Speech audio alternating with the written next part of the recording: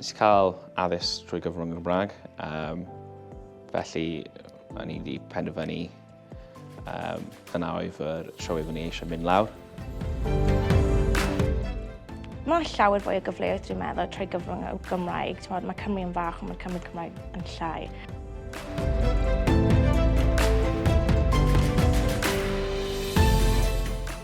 Mae yna chwyldro tawel, ond sicr yn digwydd yn yr hen wend. A mae yna gyfle wrth ddod i Gwynllyw i fod yn rhan o'r chwyldro hwnnw.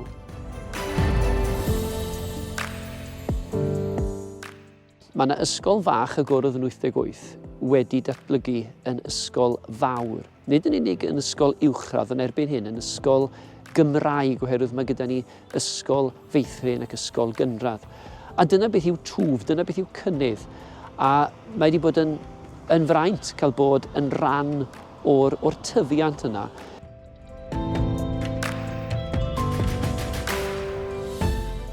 Mae'r ysgol di newid ers o'n i'n ddisgybl. Mae plant casnewydd ddim yn dod i Gwynllyw ragor, ond mae'n helpu gyda uniaethu gyda'r plant.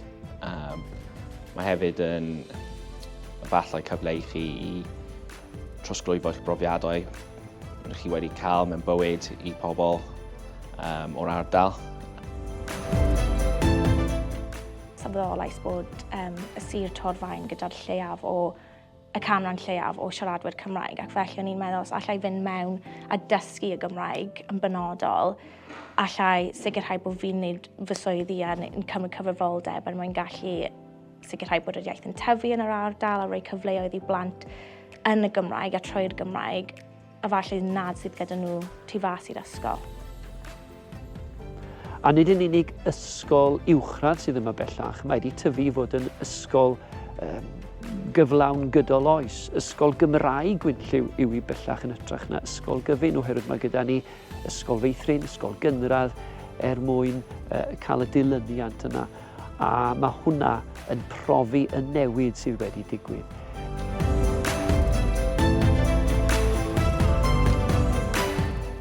Dwi'n meddwl mae'n bwysig bod ni'n defnyddio beth sydd gyda ni o'r oedran ifanc ac yn parhau gyda hwnna trwy gydol ein bywydau ni, ac os allan ni trosglwyddo hwnna i'r genhedlaeth nesaf, bydd yn sicrhau bod y iaith yn gallu tyfu ac i parhau i fyw.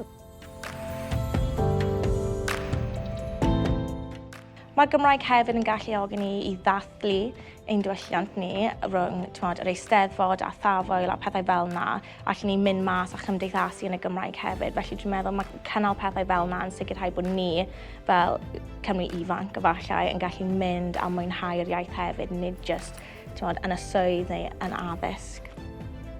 Pan gyrraeddais i, dim ond ym mhob blwyddyn, 3 ffrwd neu 3 dosbarth oedd ym mhob blwyddyn. Ond erbyn hyn, wrth gwrs, mae yna 6. A nid yn unig ynni, mae gyda ni ysgol arall yn y De-ddwyrain wedi agor yng Nghasnewydd, sef Gwent Ysgol.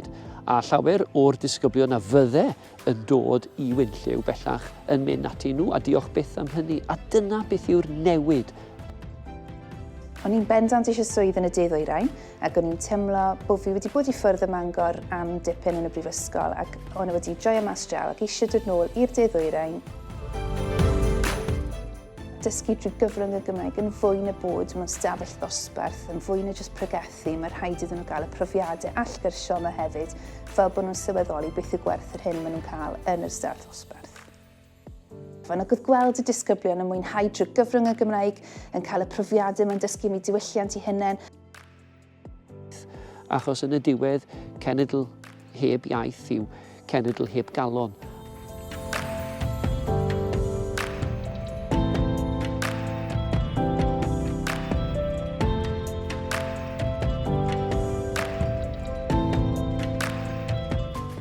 I ni yn gobeithio yn creu Cymru cyflawn hyderus sydd yn falch o'i gwlad nhw. Ac mae'n gyfrwng felly o achub ein gwlad, achos pan mae Gwent yn deffro, mae gobaith i'n gwlad i Gymru gyfan.